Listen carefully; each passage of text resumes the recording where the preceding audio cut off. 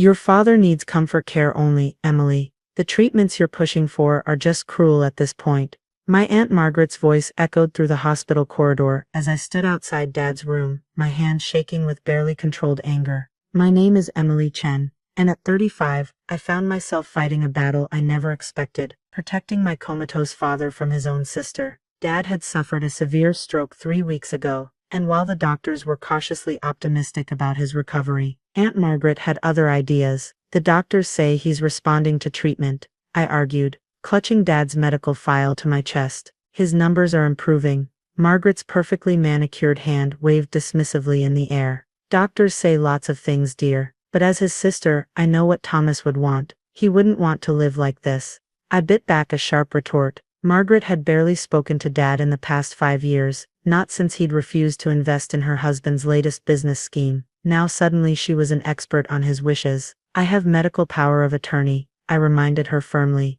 Dad made his wishes very clear. About that, Margaret's lips curved into a smile that didn't reach her eyes. Are you sure about those documents? Things can get so complicated with legal paperwork. A chill ran down my spine. Something in her tone set off warning bells. That evening, as I reviewed Dad's chart with his primary nurse, Sarah, something felt off. The treatment protocol had subtle changes I didn't remember authorizing. When was this pain medication increased? I asked, pointing to the chart. Sarah frowned, checking her notes. Yesterday afternoon, your aunt brought in updated directives from the family lawyer. Said you were too overwhelmed to handle things right now. My blood ran cold. I never authorized that.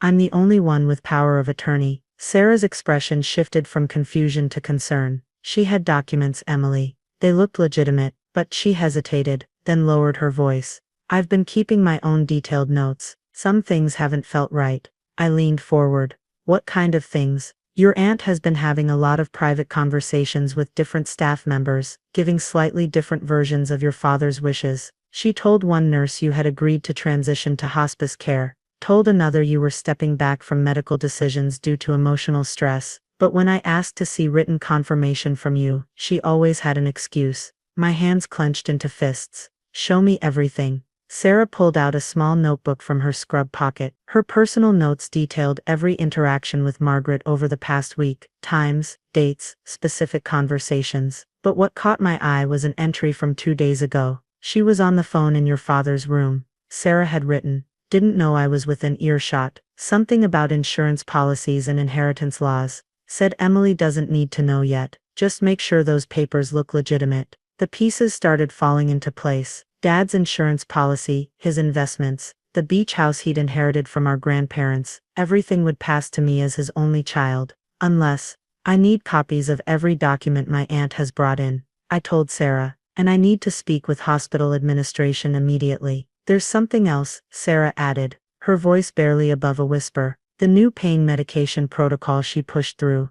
It's unusually aggressive for someone at your father's stage of recovery. If continued at these doses, she didn't need to finish the sentence. I knew what excessive pain medication could do to a patient in Dad's condition. Margaret hadn't just fabricated documents. She was actively trying to worsen Dad's condition while maintaining the appearance of acting in his best interest. As I rushed to the hospital administrator's office, my phone buzzed with a text from Margaret, dropping by the hospital later to discuss Thomas's care plan changes. I really think it's best if you start accepting the inevitable, dear. The inevitable. She was so confident in her plan, she didn't even bother hiding her intentions anymore. But she didn't know about Sarah's notes. She didn't know I had proof of her deception. And she certainly didn't know that I'd already called Dad's real lawyer, who was very interested to hear about these supposedly legitimate documents. Looking back at Dad's room, where he lay fighting for his life, I made a silent promise. Margaret had underestimated me, thinking I was too emotionally overwhelmed to notice her manipulation. She was about to learn just how wrong she was. First I needed to protect Dad, then I would uncover exactly how deep my aunt's deception went, and make sure she never came near my father again. The hospital administrator's office was quiet, except for the sound of papers being shuffled as Dr. Roberts, the chief of medicine, reviewed Sarah's notes and the suspicious documents Margaret had submitted.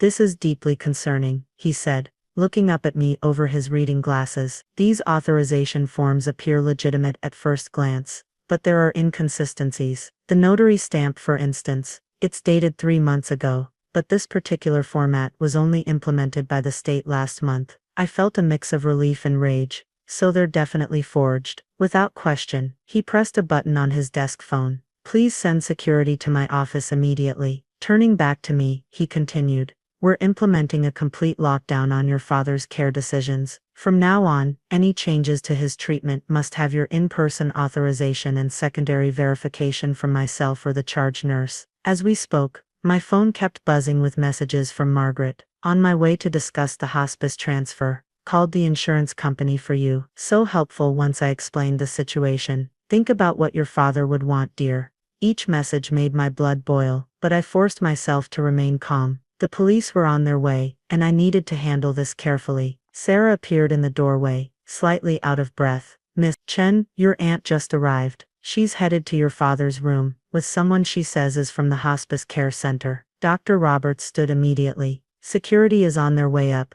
Emily, stay here while we know. I interrupted. I need to face her. I need to hear her explain herself. When I reached Dad's room, Margaret was already there, with a woman in business casual attire, speaking in her most authoritative voice. Yes, we'll need to begin the transfer process immediately. My niece is simply too emotional to see what's best for her father. Really, Aunt Margaret? My voice cut through the room like ice. Tell me more about what's best for Dad. She spun around, barely maintaining her composure. Emily dear, I was just explaining to Miss Porter here, about the hospice arrangements we discussed. We never discussed hospice care, I said firmly, just like we never discussed the forged documents you submitted, or the unauthorized changes to his medication. For a split second, Margaret's mask slipped, and I saw something dark flash across her face. But she quickly recovered, turning to the woman beside her. You see what I mean? She's in denial about her father's condition. This is exactly why I had to step in.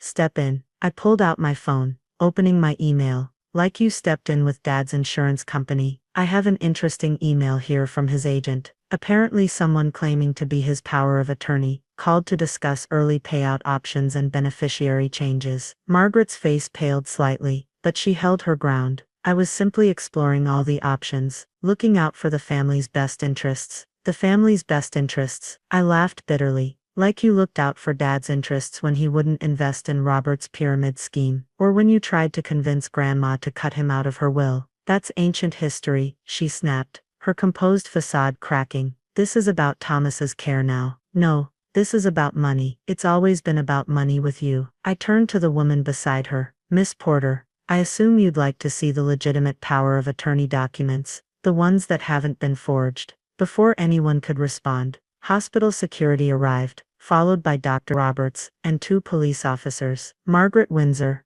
one officer stepped forward. We need to speak with you about some questionable documents that have been submitted to this hospital. What happened next seemed to unfold in slow motion. Margaret's carefully constructed mask of concern completely shattered. She lunged toward Dad's IV stand, reaching for the medication pump, screaming something about putting him out of his misery. Security grabbed her before she could touch anything, but her true intentions were finally laid bare for everyone to see. The woman who'd claimed to be looking out for her brother's best interests had just tried to harm him in front of multiple witnesses. As the police led her away in handcuffs, she kept screaming about ungrateful families and wasted inheritances. The composed, manipulative aunt who'd nearly succeeded in her deception was gone, replaced by someone I barely recognized. Later that evening, as I sat by Dad's bedside, Sarah came in to check his vitals. His numbers are actually improving, she said softly. Now that he's back on the correct medication protocol, we're seeing positive changes. I held Dad's hand, watching his peaceful breathing.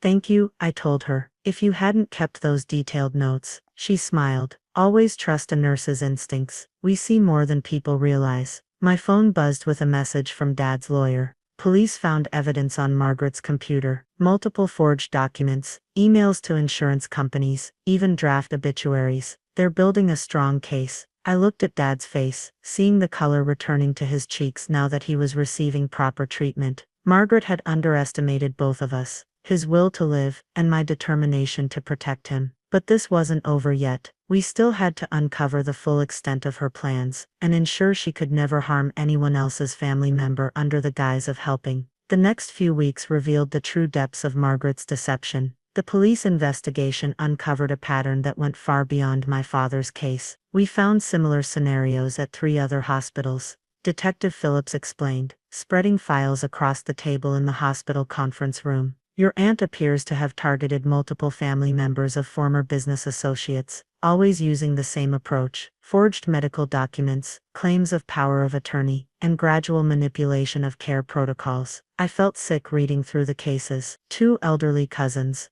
a former business partner of her husband's, and even her own mother-in-law, all had experienced mysterious declines while under Margaret's self-appointed care. How did no one catch this before? I asked. She was careful, the detective replied. Used different hospitals, spaced the cases out over years. Plus she had insider knowledge from her husband's time as a medical equipment supplier. She knew exactly how to work the system. The investigation also revealed something that made my blood run cold: detailed notes about my father's insurance policies, retirement accounts, and properties. Margaret had mapped out exactly how his assets would be distributed in the event of his death, including several scenarios where she could contest my inheritance. Your father's signature appears on some recent documents, Detective Phillips added, sliding over a folder. We've confirmed they're forgeries, but they would have caused significant legal complications if she had succeeded in killing him. The words hung unspoken in the air. A soft knock on the door interrupted us. Sarah poked her head in, her face bright with excitement. Emily, you need to come quickly. Your father's awake. I ran to Dad's room, my heart pounding. He was sitting up slightly, his eyes open and alert. When he saw me, he smiled weakly and squeezed my hand. The doctors say it's remarkable, Sarah explained as she checked his vitals. Once we restored his original treatment protocol, his recovery accelerated significantly. Margaret's medication changes had been actively suppressing his improvement. Dad couldn't speak much yet, but he could communicate through writing. His first message broke my heart. Knew something wrong. Couldn't warn you. Maggie kept changing meds. He had been aware, at least partially, of what his sister was doing to him. The thought of him lying there, unable to protect himself while Margaret slowly poisoned him, filled me with renewed anger. The district attorney's office moved quickly with the prosecution. Margaret's carefully maintained image crumbled as evidence mounted against her. Former hospital staff came forward with stories of manipulation and coercion. Financial records showed suspicious patterns of inheritance from other deceased family members. Robert, her husband, filed for divorce after discovering the extent of her crimes. I knew she was obsessed with money, he told the prosecutors, but I never thought she'd go this far. During her arraignment, Margaret finally showed her true colors.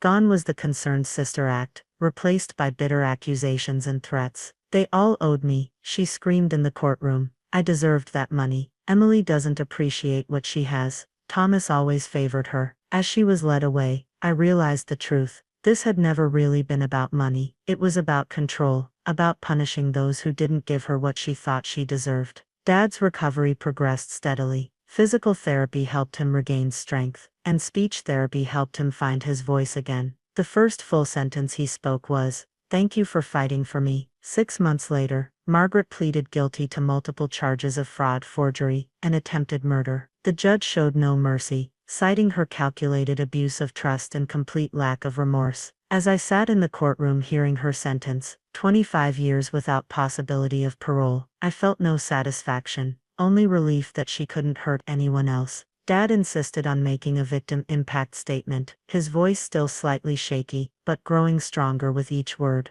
My sister didn't just try to take my life, he said. She tried to steal my daughter's trust and family, her faith in the medical system, her peace of mind. But she failed. Instead, she showed us the true meaning of family, not the ones who claim authority over us, but the ones who fight to protect us. Later that evening, as Dad and I sat in his garden watching the sunset, something we'd feared we'd never do again, he handed me an envelope. "Updated my will and medical directives," he said with a small smile. "No room for confusion this time." Also added a clause about Sarah. "She gets a nice thank you for those detailed notes that saved my life." I hugged him, thankful for second chances, and the people who help us fight for them. Margaret's simple misunderstanding had nearly destroyed our family, but in the end it had only made us stronger. The truth always finds its way to the light, especially when there are people brave enough to document it, fight for it, and stand by it, no matter what the cost.